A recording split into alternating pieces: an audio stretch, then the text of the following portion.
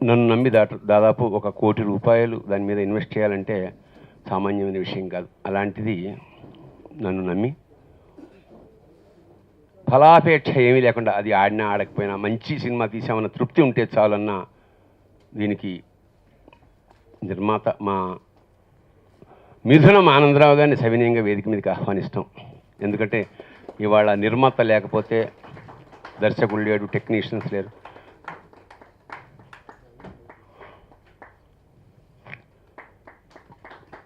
అలాగే వాళ్ళు కూడా కార్లలో తిరిగే స్టేటస్ తీసుకొచ్చిన పర్చూరి బ్రదర్స్ మేము వెళ్ళి మళ్ళీ పట్టుకొచ్చి ఆవిడ నాకు ఎందుక ఇంకా ఈ పాటలు అంటే లేదు మీరు పాడాలి, ఎందుకంటే రాసింది మా నిర్మాత అని చెప్పి సహృదయంతో ఒప్పుకున్న మా జమునారాణి గారిని సవినయంగా వేదిక మీదకి ఆహ్వానిస్తున్నాను. మేము పడ్డ కష్టానికి తగ్గ ఫలితం మాకు కీర్తి రూపేణ దక్కింది. ఆ తృప్తి కోసం ఇవాళ నా జన్మదిన సందర్భంగా ఈ కార్యక్రమం. పుట్టినరోజు అయితే ఏదో ఒక కేక్ కట్ చేసుకుని కాలక్షేపం చేసి అనుకుంటారు, కానీ వాళ్ళ ఒక ప్రత్యేకత ఉంది వాళ్ళ. ఎందుకంటే మిథునం సినిమా రిలీజ్ అయిన లగాయతు దాదాపు ఇవాళ వరకు దాని ప్రస్తావన ఏదో విధంగా, అంటే అమెరికా నుంచి ఫోన్, యూరప్ నుంచి ఫోన్, ఆస్ట్రేలియా నుంచి ఫోన్లు, ఏదో ఇట్లా 1000 అనుభవాలు నాకున్నాయి ఆ మిథునం సినిమాతోటి. చాలా తమాషాగా ఒక కుర్రాడు, నేను మిథునం మీద ఎంఫిల్ చేశానండి, ఇక్కడ ఎంఫిల్ పుస్తకం ఉంది.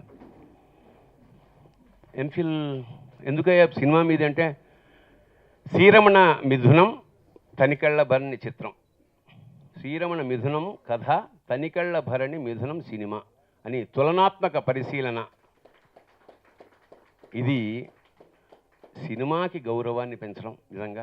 ఎందుకంటే పిహెచ్డి లాగా ఎంఫిల్ చేయడం ఒక సినిమా మీద అంటే, దానికి ఎంఫిల్ చేయాలంటే దానికి సాహిత్యం బేస్ అయి ఉండాలి. అంటే కథగా శ్రీరమణ మిథునం కథ ప్రపంచవ్యాప్తమైన కీర్తి చెంది అది సాహిత్యంగా పరిణమించింది. 9 ఖాళీ పుస్తకాలు, ఒక పూర్తి పుస్తకం ఉంది. అది ఆ పూర్తిగా ప్రింట్ అయిన పుస్తకం ఉంటే వచ్చే వరకు అలా తీస్తూనే ఉంటాం. నువ్వు వెళ్ళి కూర్చోనైనా మధ్య నుంచి అది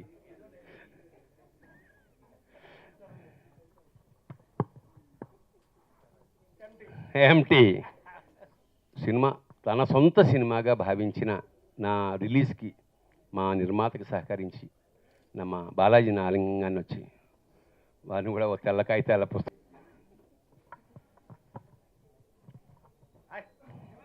అంటే ఇంకా రాయాల్సిన పుస్తకం అనమాట మన వాడి జీవితం. Okay, thank you. పక్కకు పెట్టేస్తే అందులోంచి లోపల నుంచి తీరా ఒకటి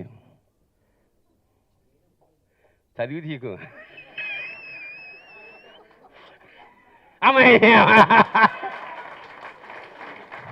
థ్యాంక్ యూ. ఇప్పుడు ఇండస్ట్రీకి వచ్చినప్పటి నుంచి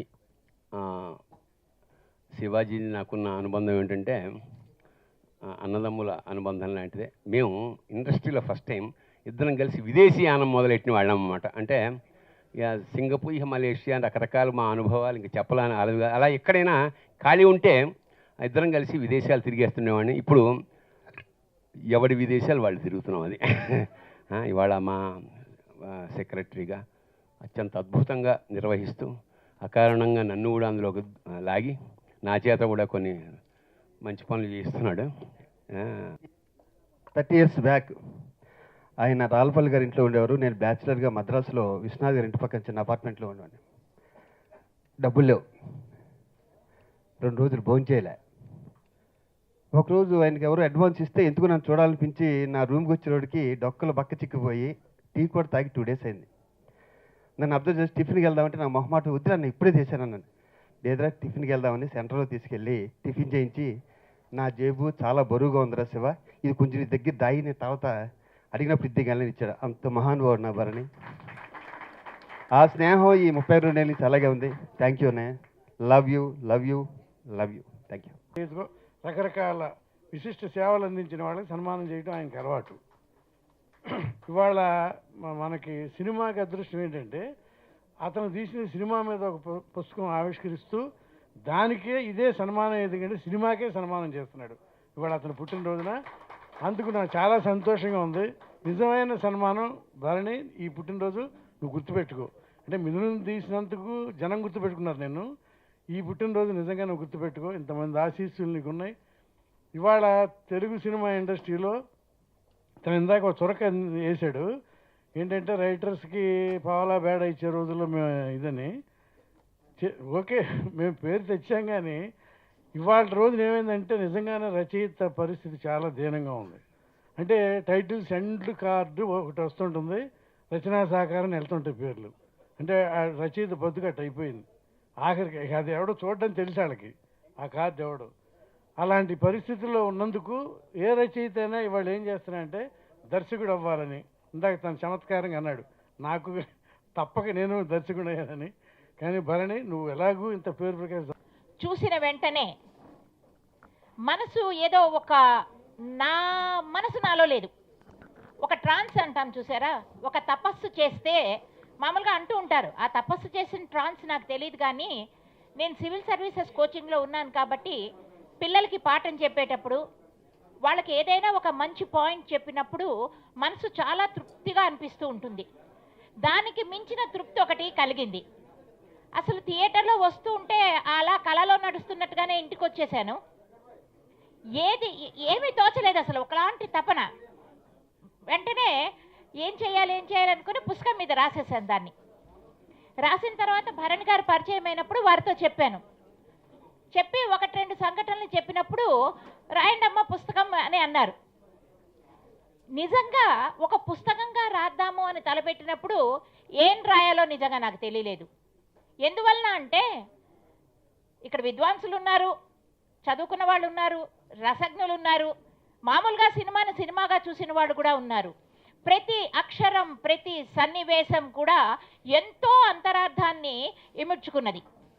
మామూలుగా బాబా లిటరేచర్లోనండి కొంతమంది కవులకి, లబ్ధప్రతిష్ఠులైన కవులకి, రచయితలకి అర్థంని బట్టి అర్థం వెంట శబ్దం పరుగు పెడుతుందిట.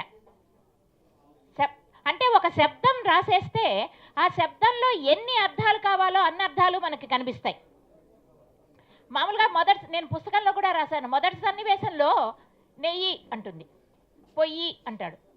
ఆ నెయ్యి పొయ్యి అనగానే ఏదో నెయ్యి వడ్డిస్తున్నారు, ఈయన ఎంతసేపు తిండి యావ అంటారు కదా, ఆ తిండి యావేనేమో అనిపిస్తుంది మనకి. కానీ ఆపకుండా ధారగా పోస్తుంది లక్ష్మి. అతను చేతిలో నుంచి ఆపకుండా అన్నంలోకి వేసుకుంటాడు. అన్నం పరబ్రహ్మ స్వరూపం అని విదితమైన విషయం. అంటే లక్ష్మికి అప్పాదాస్కి కానీ, అప్పాదాస్కి పరబ్రహ్మ స్వరూపాన్ని కానీ, మొత్తం మీద ఆ జంట ఇద్దరికీ కూడా పరబ్రహ్మ స్వరూపంతో ఉన్న అవిచ్ఛిన్నమైన ఆద్యధార. అవిచ్ఛిన్నమైన ఆద్యధారని భగవంతుడితో నిత్యము మనకుండే సంబంధాన్ని గురించి చెప్పుకుని ఆన్ స్క్రీన్ ఆయన రచయితగా కానీ కళాకారుడుగా కానీ అది మనందరికీ తెలుసు. ఆఫ్ స్క్రీన్ విషయం ఒకటి చిన్నది చెప్తాను. నా గురువు స్వామి వివేకానంద ఎప్పుడు వివేకానంద అంటుండేవాడు, ప్రతి మనిషిలో ఒకటి దేవుడు ఉంటాడని. వేరే మనుషుల గురించి నాకు తెలియదు, కానీ మా భరణి గారిలో మాత్రం నిజంగా దేవుడు ఉన్నాడు. అది దేవుడు, అది నేను నిజంగా నమ్ముతాను. అది బాబాయ్ కూడా తెలుసు. సో అదొక్కటి చెప్తున్నాను, అదొక్కటి చెప్పి ముగిస్తున్నాను. Thank you very much. అందరికీ నమస్కారం.